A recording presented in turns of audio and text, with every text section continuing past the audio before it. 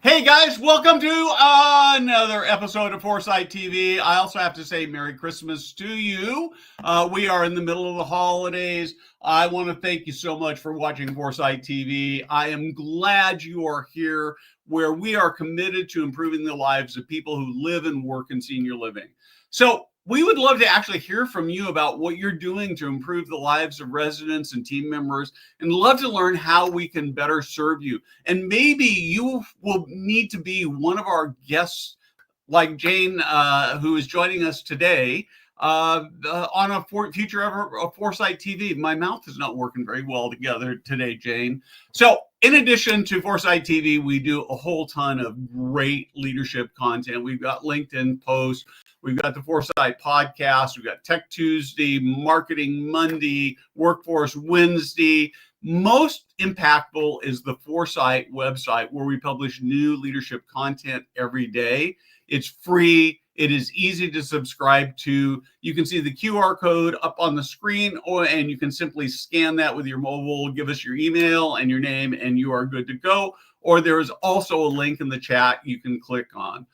The last thing I want to say is I just appreciate your passion for the industry, for making the lives of people better.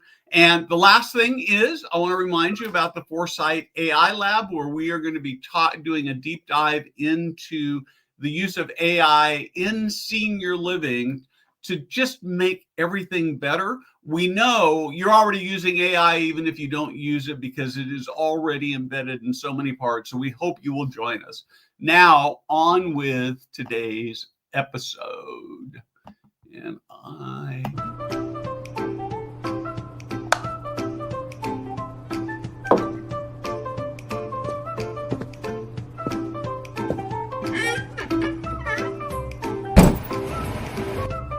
Hey guys, Steve Moran here.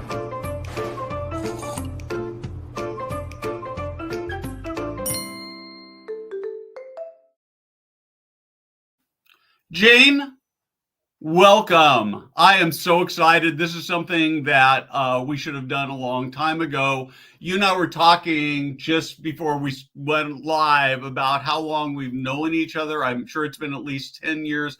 I think it was Faith Ott who first introduced us, and you were with. No, it was when at Emeritus, when that whole expose happened with Emeritus. Yes, that's right. That's right. Yeah. So that we were talking probably 16 or 17 years ago. Oh man, it was a long time ago. And that was such a terrible thing that happened, and so unfair. And I guess I can probably say this publicly now. It was unfair, first off, but they could have used some expert help in terms of how Emeritus managed that. It was a good lesson, and sometimes in how not to manage a crisis. So, but let's talk about you and Charter Senior Living, and I'm going to sort of set the stage a little bit. One of the things that really has gotten me excited about this is you and your team have been posting on LinkedIn about how you've got a bunch of buildings who are hitting 100% occupancy, and so I do want to get to that. But let's just start about you, your background in the industry, and Charter. Aging myself, but I've been in the industry about 25 years, and worked for large entities, obviously Emeritus and Somerville Senior Living that got acquired by Emeritus, and I've worked for different larger organizations, and got to a point that says, you know what, I want to do something that I have control over, and about 7 years ago, Kevin Benema, the co-founder of Charter, who we worked together. We were regionals together. We were actually regionals together back in 2000. He was the RDO. I was the regional sales director. And he called me and said, "You want to come join?" And I said, "I don't really want to join. I don't want to work for you. I want to be part of it." So we worked it out, and now here we are. I'm a part owner of Charter. Started when I came aboard. The company's was around for about a year. We had 9 communities, and 7 years later, we're at 63 communities. So it has been a whirlwind, I could say. for the past 6 years. This year has been really, we basically added 21 properties this year. So it has been quite the interesting year. So they're seeing. I know that there's been over the last couple of years there have been a lot of properties that have changed management entities, and my sense is that we're probably not all the way through that process. I don't know whether you want to talk about it or not. I didn't ask you about this in advance, so I'll use this as commentary if you want to touch on it. But yeah, no, I think. Well, let me say what the Brookdale or Ventas just announced that Brookdale is going to turn loose of 120 buildings, and Right. that's a significant number. So particularly for a single company. Right. We've been, listen, we've been pretty lucky. A lot, when we first started, we took whatever we could take for management contracts, and we took some very challenged communities and we were able to demonstrate that we could turn them. And that's what really has skyrocketed us. Really, our growth has been, a lot of our growth has been with existing management or partnerships that we've had. That has said, look, you turn these buildings around, can you take 10 more? So it's been, it's really helped us get to it. We're at a different point now that we're really looking to not just, only us, probably 70% of our business is management agreements. And our goal is to really get ownership of properties. And that's where we're kind of leaning towards. We have a lot of opportunities that are presented to us from a management standpoint, but we're being just picky, right? Because we want to work with people that we like and respect, and there's a good mutual relationship with. Because not all management companies are good. I should say management contracts are good. So. Yeah, and being in a position where you're working with people you really like and you're comfortable with, and you can have give and take is so important, right? You're right. Sometimes you get into a position when you're starting a company, particularly when we started with Foresight, we had some relationships with some sponsors that we needed because we needed the revenue, but it wasn't very much fun. But we're a lot pickier about those relationships now because. Right. When you're fighting, it doesn't work. You can't do as good a job for your customers. Right. So, right. Yeah. So where do I want to go next? Okay, let's talk about 100%. Let's talk about corporate and company culture. And I'd like to tie that into these communities where you're hitting 100% occupancy. I'm sort of making some assumptions here, but talk to me. How do you take a troubled building and turn it around and get it to 100%? Well, I think, normally when we take over a building, I think there had been challenges. Obviously, they don't usually give us buildings that are operating proficiently. Right. And I think we have a very unique culture. And I think if you talk to most people in the industry and you follow any of our communities and our charter Facebook, we have a different type of culture. We have no corporate office. We had decided that we're going to run this differently and switch the paradigm with no corporate office. We wanted to invest in the field and put our resources in the field because the magic happens in the field, right? That's where it happens at the communities. It doesn't happen at a fancy corporate office.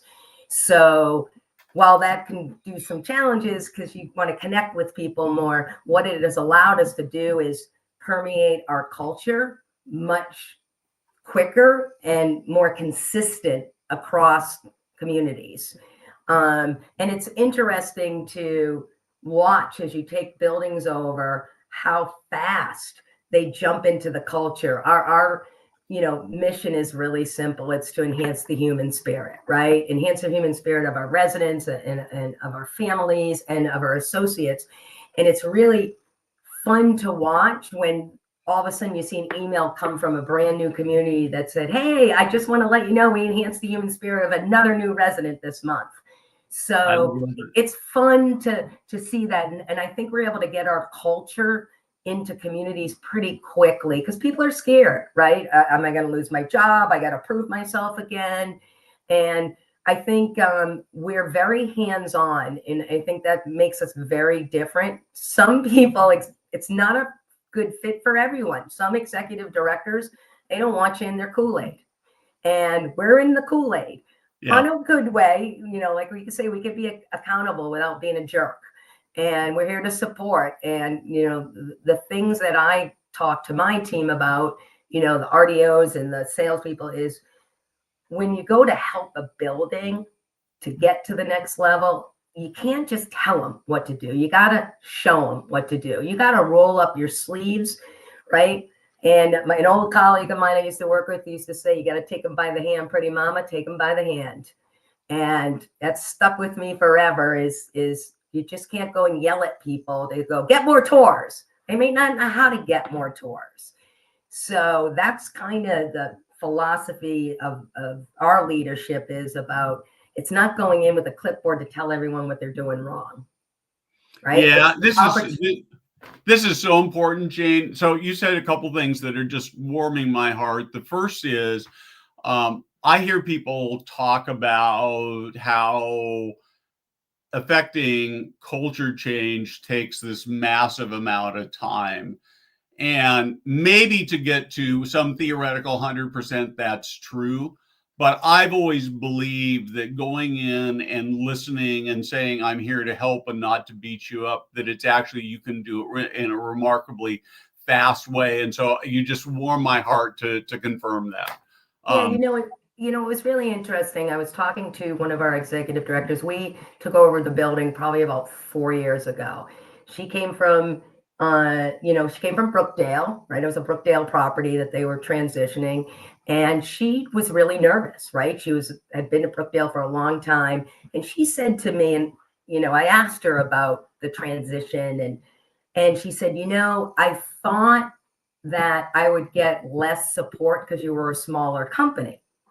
And what I found is I actually get more support even though you're a smaller company. And that's because we're really field-based, right? We're all out in the field. So if it's not an RDO 1 week, it could be a regional sales director 3 weeks later, and then it could be a programming person. So there's a touch of charter touching the buildings a lot.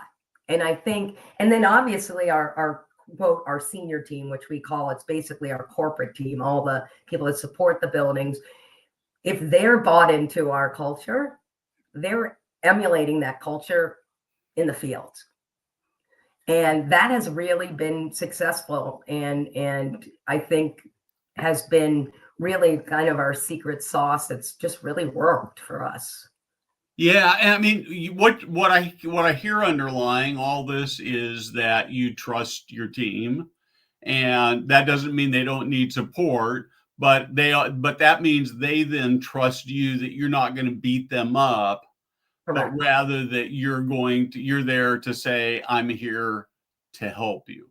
And I've kind of gotten out of the habit, so I'm not in as many buildings as I used to, and it's something I should really get back and do. But it's always remarkable to me that when I walk into a building, that it takes about 2 minutes to sort of say, oh man, this feels good, or this just, something is really, really off here. And so much of it is about whether people really like coming to work or not. And what I hear from you is that you're creating an environment where people love coming to work for your buildings and your organization. And that's really terrific. We're really, really lucky with our executive directors. I mean, when we've turned executive directors, it was a turn because it was our decision, not a turn of they left. And we have some really long tenured executive directors. And, we all know consistency of executive directors is the key, right? If you can stabilize and have a good executive director, everything else kind of flows. I'm going to push back on one thing you said, though. I don't think it's luck at all. I think it's the culture you've created and the way you treat them. And because I think there are plenty of people out there who are mediocre. They're probably not really, really bad executive directors that you can turn into great executive directors.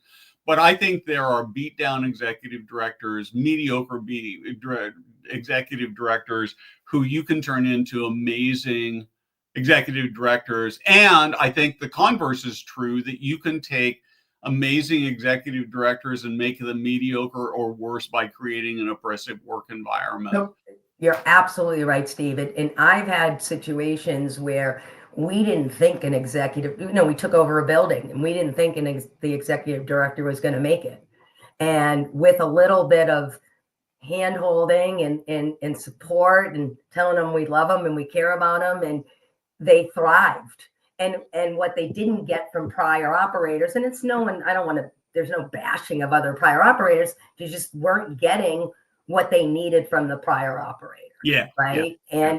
And the support from the prior operator. So the biggest complaint I get in my company is there's too many rah-rah emails and everyone replies all. So now everyone's got like quadruple because everyone's celebrating something. You talk about 100% occupancy. Well, how do you create momentum? Someone created one day 2 for Tuesday, meaning can you get 2 deposits on Tuesday? Well, you can't believe the amount of emails that fly for 2 for Tuesday. Like, I got 2, it's 2 for Tuesday. So we've just created this kind of fun culture of how do we drive occupancy and get everyone feeling like, number one is the people that aren't getting sales are going to feel a little bad, like, hey, yeah, everyone else is getting, but also really highlight the ones that are really doing really well, right? And able to get the next sale. So it's been, while everyone complains about the reply alls, one hand, it's like, I know it's annoying, but on the other hand, it creates a little momentum. So. Well, and I think, that's the thing, is it creates this momentum, right? And to me, the other thing, I guess I think I'm reading between the lines on it here, is that if you got somebody who's not making their numbers on 2 for Tuesdays, it's okay for them to go and say, help me figure out how to do this, right? Correct. And that's really powerful, rather than to just feel beat down, right? So I just got off the phone with a friend, tech industry, so not senior living at all. And he's been working for this tech company and sort of very underemployed because they just didn't have product to sell and making an okay salary. He's been looking for a bigger role. And 2 days ago, he got an email, the home company's based in Japan, saying they want to have a big meeting next Monday to talk about next year. And he's terrified because there's no communication. He has no idea. It could be a big, huge role and a jump for him, or they could fire him. And and it shouldn't be that way. You should know where you stand. And it sounds like, I think I want to come work for you, actually. Well, I think, and that's people that know me, and you've known me long enough as well, is, what you see is what you get with myself and Kevin, right? We want to be approachable. We go into communities, we don't walk around and, puff our chests and say, I'm the president of the company, right? It's like, I'm Jayne, right? And, the biggest compliment I get is when I get an email after I visit a community and that says, oh my God, I met you. You're kind of just real. Like, of course I'm real. But that's the impression. We don't take ourselves so seriously that we want people to feel comfortable enough to be able to come to us. It's all right. And that's the culture we've created. If we walk through a building, and one of the things that I try to do when I visit buildings is I meet with the employees without the managers, because I want to hear directly from the employees, because they'll tell you what's going on. Yep. Right. And it's amazing. And they'll tell you the typical things. I don't get paid enough or whatever, but you can start to understand where are some breakdowns. And I think the things that we don't do great as an industry is utilize our line staff for solutions, because they can tell you what the issues are. We just need to take the time to listen and say, How would you solve this problem? They'll tell you. Yeah, and they're going to know better than the leadership because they're the ones who are dealing with it, and they're all got that. Trust me, if you're a leader, they're all gossiping about you, and they're going saying, "We see this problem, and we know how to fix it, but nobody's paying attention, and Right. you're paying attention, and that's And true." if you read anything about employee appreciation, right? You talk about everyone's like, pizza parties and the employee of the month. That's recognition, that's great, but that's part of what employees want, especially the younger generation, is they want to be part of the solution. They feel engaged when they can be part of the solution, right? They're involved in the decision making. And I think that's where we need to take the time to let them be involved in the decision making. Yeah, so you're seeing a big sort of shift in how employees look at their job. And is it positive, negative, or just different? It's, you know what? I think it's different. And I think it really depends. I want to say from the hourly staff, our line staff, it's pretty similar. I think they work two jobs. They're hard workers. They have the same struggles they had 20 years ago that in the industry. I think I see a lot of difference with managers as well. The younger, and I feel like I'm like my mother, right? The younger generation, Yeah. But there's a different mentality of work-life balance, right? I'm a baby boomer, and I was like, you go to work, you work hard, you work 12 hours, you never ask for anything. That's just what you did. But it's so different now, and the expectations are very different. Like, what? You want me to do what? So I think the challenge that we're seeing with employees is I'm seeing more, and I've talked to other operators, more employee chat issues, like, legal issues that you're dealing with. There's a lot of like harassment claims or EEOC claims, that you're spending a lot of time with employee relations stuff that you didn't 20 years ago, which takes the time away from doing what's great for the residents, right? If an executive director is having to spend time, mitigating a fight between two caregivers, or now I have to do an investigation because this one claims this one harassed her. It's such a litigious industry now, not just from the resident side, but from the employee side too. Yeah, and it just sort of sloshes over from other industries. People start seeing. It's unfortunate, but they can see a pot of gold by filing complaints, right? And that becomes a big. And they know in certain markets, they know the attorney to go to, and when one does it, three does it. Yeah. I think you need to be honest with employees, and I was at an employee meeting. Because I go and visit buildings, and I was meeting with employees, and it was a pretty vocal group. And one of them just was like, we take too high acuity. And she was getting, well, this is ridiculous and blah, blah, blah. And I just looked at her and I said, look, maybe this isn't the right place for you then. Yeah. And you know what? She backtracked right there. Oh, no, this is the right place.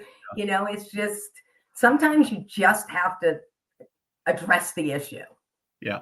I think that's such a great point, Jayne. I mean, one of the things that we know is that the thing that residents complain about most is food, right?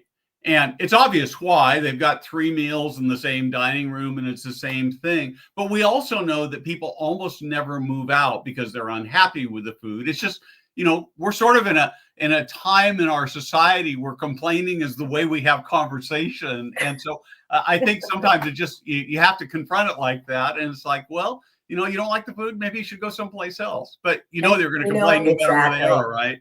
Exactly. Yeah. I want to listen. My biggest thing is retention, right? How do we improve retention, right? We're always going to have turnover of the 20 to 30% that Yeah. just they flip around. But how do you really improve retention? And that's my this year coming up is the we all talk about it. Everyone talks about it, right? And what are we going to do different? We're going to do orientation different. Like it's over and over the same thing we've been talking about for 25 years. And I want to come up with a better way to say, how are we going to improve retention? Because we know the buildings that have good, solid 70 to 80% retention, they're the best performing buildings. Yeah. I mean, there's just a correlation.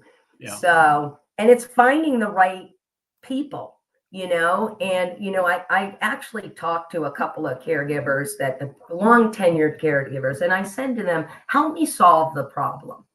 I said, how do we find employees that want to show up? They don't call, they're not no calls, no shows, the typical stuff. And I was talking to one of them and she kind of tilted her head a little bit and she thought to herself, well, first of all, you got to find people that want to work, and that kind of said, well, okay, so then how do we find the people that want to work? And it's an interesting thing. It was really bothering me. And I kept asking people, what kind of questions do you ask someone legally that we could get to that they want to work in the industry and they want to be passionate and they're reliable? And I just did this about a month ago. And so I go, I'm going to ask ChatGPT what questions. And I will tell you, I got the best questions from ChatGPT. I formulated them. I sent them out to the communities. And I'll tell you, I got like 30 emails back saying, these are awesome questions. Because the questions were more geared towards not just trying to find a body, but trying to find the person that's going to want to be passionate about why are they want to do this job in the first place. So, but another reason why to go to your AI conference, right? That's right. And now I want to get a list of those questions from you because that's obviously needs to be an article I've got to write about. So I love the questions were great. I was just like, why didn't I think of these? But, it just literally, it was a 5-minute, I looked and I said, these are great questions. Yeah, that is really, really cool. We're almost out of time, but I actually want to ask you a couple more questions. Where do you think, as you look at the sort of the future of senior living, where do you think the biggest opportunities are? I mean, I think people are still struggling. Occupancy is a lot better. People are still struggling with margins. And the question is, I'm sure I'm sort of walking this journey as a senior living consumer with my stepfather right now, and it's not going very well. In fact, in the next couple of weeks, I'm going to move him out and bring him back home for at least a while. He's got significant cognitive decline. That you may have heard my phone ring. I forgot to put it on silent, and that was him, probably his 7th or 8th call for me for the day. And it's maybe I'm a bigger critic because I know what it can be, but I wonder how do we make it so people love it? I think, I don't know if I've ever shared this story, but I went to a conference one day and I was listening to a speaker and he said to me, or he said on stage, he goes, senior living is an industry. It's like preparation H. You're glad it's there if you need it, but you never want to use it. Yeah. And I thought that was always kind of funny. It's, people perceive this as my next step, right? It's my next step to the end of my life. And I think, everyone that's talking about, we're going to build a building that everyone wants to come to. Well, you could probably build the Taj Mahal. You still got to get over the psychological barrier that a senior has and the resistance that a senior has to move. It's great.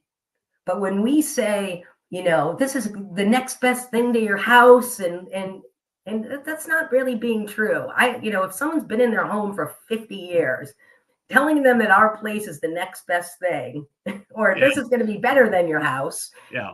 it's not really being truthful, right? It's being to say, no, we can't replace your house, but we can replace it with an environment that you're not alone anymore, But I think until we can change the perception, and maybe people like myself, I'm at the end of baby boomers, but we know what it's more about, right? That's And I right. think as people like us that continue to get older would be more open to an environment, knowing like I see the benefits, right? I don't want to cook. I don't want to clean. I don't want to do all those things. I don't see that as me losing control. Seniors right now see that as losing control. Like I don't have control over anything anymore. Right. So I think if once we get over the hump of those people, and then we need to have a product to make sure that it's meeting the needs of the baby boomers that are going to come in eventually, flexibility, the days of, dining at 5, right? You have a meal at 8, 5, and, 12. People want flexibility. They want more than bingo, right? And one of the things that and I got to give a plug to our whole programming and memory care programming in our company, but we challenge the communities to step out of the comfort of doing the traditional programming and activities. And we had a community that took the residents to a laser gun thing where they shoot each other. Cool. And they loved it. Yeah. I mean, the pictures I got, and they probably have never done it ever in their lives. Yeah. Yeah.